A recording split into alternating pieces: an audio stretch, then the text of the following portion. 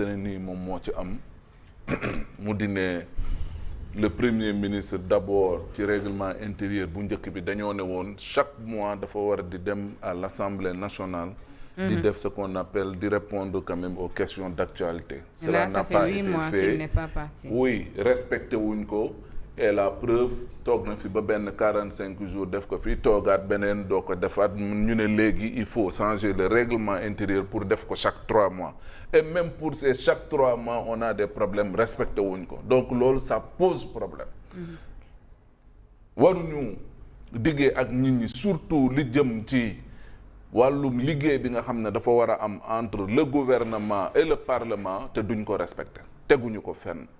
Parce que tamit députés yi dañ leen élire pour ñu def ce qu'on appelle le contrôle de l'action gouvernementale donc loolu noonu bokk na ci lu tax ñu leen ñuy yëkkati suñuy millions ak lu teg di leen ko fay di leen jox carburant di leen jox transport di leen jox leneen ak leneen et jàpp naa ne loolu waroon nañ ko dénoncer l'absence du premier ministre wala le fait que daawul woon di teew ci li nga xamante ne nii moom mooy question d'actualité yooyu noonu defoon ngeen ko 1 mois gis ngeen ne 1 mois yooyu dafa compliqué jël ngeen ko gën ko yombalal pour chaque 3 mois même pour les 3 mois mënoo leen ko respecter donc ça pose problème maintenant le moment choisi pour ne ñu tey jii kat le premier ministre va se prêter à cet exercice-là d'accord maintenant pourquoi ñu toog ba heure bii nii doo ko def pourquoi ils ont choisi ce moment pour pouvoir le faire lan moo xew benn damay convoquer juste benn corrélation de fait boo xamante ni après moom mooy tax ma conclure ci lan li njëkk moom mooy Terra meeting bi dañ ko def mu jur ay coow mu di ne les problèmes des Sénégalais dañ leen a ranger aux oubliettes est-ce que c'est pas une manière de se rattraper loolu benn la deuxièmement est-ce que nekkul moment boo xamante ne nii pour régler des comptes ak ñii nga xamante ne nii mooy Abdourahmane Diouf ak Mimi Touré ñamu àndal ci parce que le président nanguwul la ñu bëgg ñu déem a dem Assemblée nationale pour solder leur compte là-bas beneen bi moom mooy est-ce que newul ne Ousmane daf ñu bëgg a wan ne beneen Ousmane bu bees la Ousmane bu bees mooy lan mooy Ousmane mi nga xam ne dafa bëgg a jouer véritablement son rôle de coordonnateur son rôle de coordination bi nga xam ne moom la war a def ci lu jëm ci dans l'action gouvernementale est-ce que newul ne Ousmane daf ñu bëgg a wan ne li ngeen jàppoon maag Bassirou Diomaye Faye ay malentendu la woon ak peut-être ñàkk réeroo ñàkk gisante mais lim may reprocher bis ni ki tey loolu noonu beneen xar kanam laa indi mu di lan travailler aux côtés du président de la République pour les intérêts exclusifs du peuple sénégalais est-ce que newul ne daf ñu bëgg a wan ne léegi li ma ñor moom mooy problème yi sénégalais yi nekk moom laa bëgg a jublu li nekk sama ginnaaw passé na li ma dëgmal moom mooy comment faire pour solutionner problème yi nga xam ne moom la sénégalais yi il se met au travail oui il se met au travail donc beneen bi nag moom mooy est-ce que newul ne Ousmane Sonko daf ñu bëgg a wax ne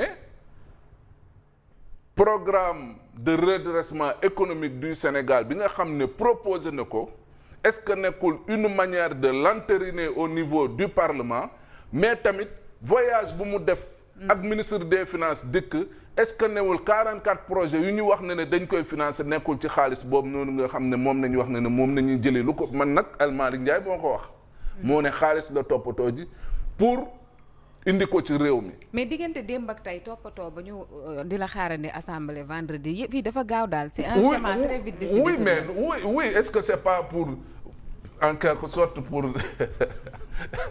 wane ne gars ñi pour ñu xam ne woy suñu waa ji daal. du nit jeune na daal. oui. il est difficile d'analyser les actes que pose le PASTEF. oui non très difficile nga analyser PASTEF. oui moo tax may wax ni may dégager ay hypothèses. donc boo gisee ma lay wax loolu yëpp. c'est pour ñu wane ne évidemment dëkk bi am na problème et que Ousmane tukki ne dikk na indi na xaalis bu ñuy mën a may ces 44 projets yi nga xam ne ñu ngi koy partager partout ne kat. dañ ko bëgg a financer c'est à partir peut-être du plan de redressement économique moom moo générer cet argent-là pour ñu mën a dem véritablement vers la mise en œuvre de grands projets donc ay question la yu bëri yoo xam ne ça tourne autour peut-être de présence am à l'Assemblée nationale par rapport ak justement tous ces faits que je viens d'invoquer donc li am solo man jàpp naa ne moom mooy dem Assemblée nationale lu ko war la donc loolu amatuñ ci luñ ci layam mais li am solo moom mooy que les parlementaires puissent tey jii ni wan ñu ne nekkuñu fa pour di def ay actes d'allégeance et autres li fa am solo moom mooy wan sénégalais ne leen ñun liggéey moom moo ñu fi indi maintenant quand il s'agira de faire des actes d'allégeance à Ousmane peut-être dans un autre cadre bu leen neexee mën nañ ko fa def mais l'hémicycle encore une fois nekkul fu ñu war di solder ay comptes nekkul fu ñu war di def ay actes d'allégeance si bu ñu ñëwee xam na ne liggéey moo leen fa indi la Ousmane war a tontu la mu war a wax ak la mu war a taxawaay ba mu war a am ñu fekk si ko ci loolu alhamdulillah ils auront accompli leur mission buñ ko defut it ñu jàpp ne mooy parlement bi nga xam ne tamit ba léegi nañ doon wax yeneen parlement yi ñoom ñi ngi ci wane ci loo xam te ne nii et de la plus pure des manières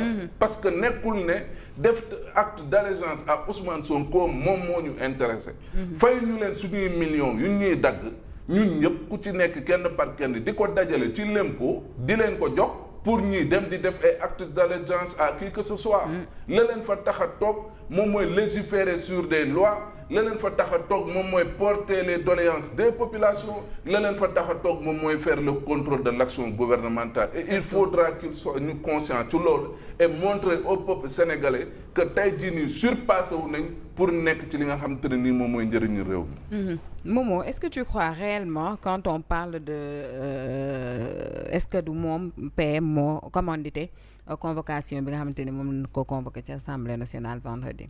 bu dee moo ko commandité dina ñëw bu dee du moom ñëwam dana ma xaw a jaaxal lool. bu ñëwee rek moo ko commandité. bu ñëwee. ah bu jógee Abu Dhabi. non bu ñëwee ci Assemblée Abu Dhabi ñibbisi na. ñibbisi na. voyage bi gaaw na de wala. dem na kenn yëgul ñibbisi na kenn yëgul te nee nañ daa dem wuti ji xaalis ànd ak ay naataangoom gisuñu photo gisuñu image gisuñu xaalis gisuñu dara. gisuñu audience. gisuñu audience. gisuñu audience. Ah, l'argent n'aime pas le bruit certainement. C'est à cause de ça. gisuñu cérémonie officielle. Oui, mais xanaa au moins ñu accueillir la sax. l'argent n'aime pas le bruit. En tout cas moom ministre des finances ñoo àndoon. télévision nationale de. xam nga lu mu wax bi mu waxee ci visite du président ba pare. visite du Pape Alé Niang ba la wax. Angola je pense. waaw non l'argent aussi n'aime pas le bruit. non mais yow dafa nga bàyyi ma woon. Ousmane dana day taxaw ne gàddu coalition ne mi ngi nii. Ah mais Ousmane tamit du def Ousmane. saa yi fi woon Chine ñëw leen Chine may nañu xaalis bëri. Ousmane da leen toppati lii ne xaalis alhamdulilah na xaalis ba dikk réew mi. ay xaalis ba ah déet. Chine loolu yaa ngi nekk li mu leen nii dama am Chine ma. El Malick moo ne dañ leen di jëndee loolu xaalisu chinois la. waaw arène bii de moom bu ko convoqué